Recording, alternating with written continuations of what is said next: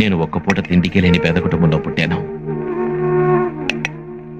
ఆకలితో ఉండి పక్కింట్లో అన్నం వండుతున్న వాసన వస్తూ ఉంటే అది పీల్చుకుని కడుపు నింపుకునేవాణ్ణి. ఎవరైనా ఒక్క పూట అన్నం పెడతారా అని ఒక్కొక్క గుమ్మ ముందు వెళ్లి నిలబడేవాణ్ణి. ఎవరూ అన్నం పెట్టలేదు. పెళ్లి బంతిలోనైనా అన్నం పెడతారని వెళ్లి కూర్చునేవాణ్ణి. కానీ అక్కడ కూడా అన్నం పెట్టలేదు.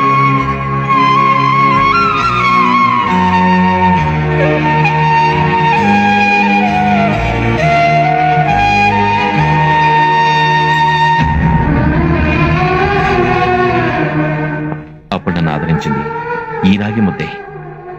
ఆ రోజే తెలుసుకున్నాను నాలాంటి పేదవాడికి ఇదే శాశ్వతమని.